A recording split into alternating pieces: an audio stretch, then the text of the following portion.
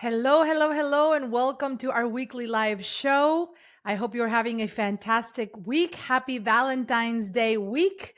And I hope you had a fantastic holiday yesterday, got to celebrate love and got to celebrate being really, no matter what your circumstances are, whether you have a relationship, whether you're not, really celebrating the love that we can all have within ourselves and the love that we can have for the businesses that we get to create as well.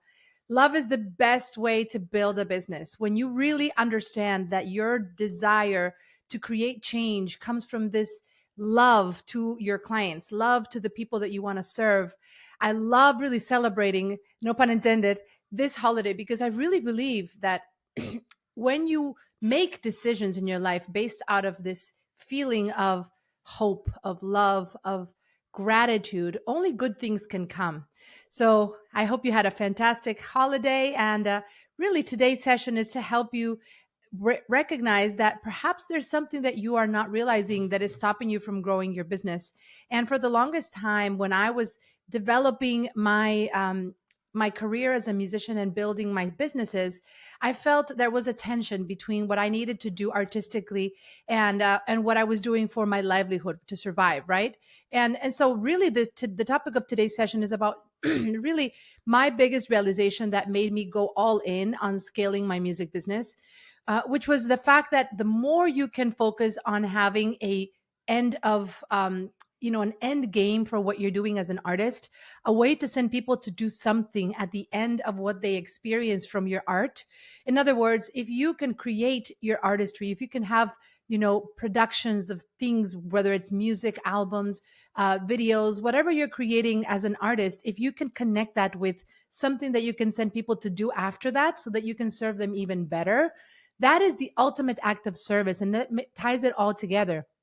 And initially, I struggled with trying to find a reason why I could sit at the piano and practice and do all the things that I needed to do when I had all these other things I needed my attention, my businesses, my family, all these things.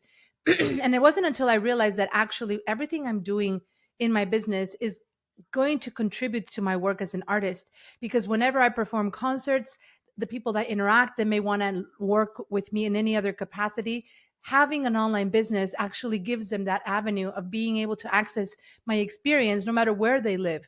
If I'm releasing an album, putting it out into the world, the album can serve as a lead magnet, as an activator for your audience to see a sample of your work. But then you want to have a way of actually offering something beyond that album, beyond that book, beyond that video that you're putting on your YouTube channel. That is what really became my biggest realization, is like everything you do as an artist can actually funnel into a bigger business that can become your main livelihood, your financial sustain, and that does not make you depend on the income that you bring in from your artistic pursuits. And so I hope that for those of you who are maybe where I was a few years ago, feeling this tension between what you love to do, right? Talking about love, what you love to do, how you love to be creative, and maybe feeling that your business is at odds with it and it's like conflicting with that love, with that passion, with that artistry. And instead embracing to say, if you can have an online business, a way to monetize your knowledge, and to let people access that experience without needing to be face to face with you, without you having to be always on stage in front of people or directly in a one-on-one setting teaching lessons, for example.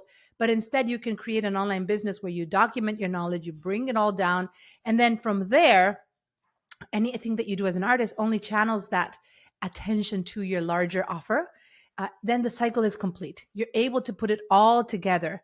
And now all of the things you've been doing as an artist now have a financial profitability engine because you have a solid online business in the back end, whether it's a teaching business, a consulting business, some sort of a blend, anything that you can guide others in achieving that transformation.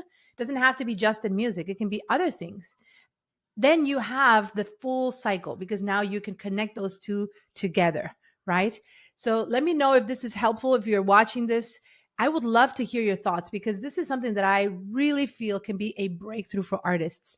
If you realize that all the things you're doing as a musician can be funneled into a larger business that you can eventually offer something for, and sending people to access your experience as a consultant, as a guide, as a teacher, Now it all comes together and you actually have a reason to sit down at the piano and practice. You have a reason to release that album. You have a reason to go on tour. You have a reason to do all these things that you're doing as an artist, because you can use that as a way to attract people into your larger program, into your online business.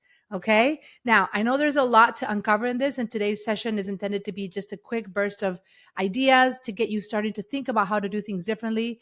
But I have a lot more to say about this.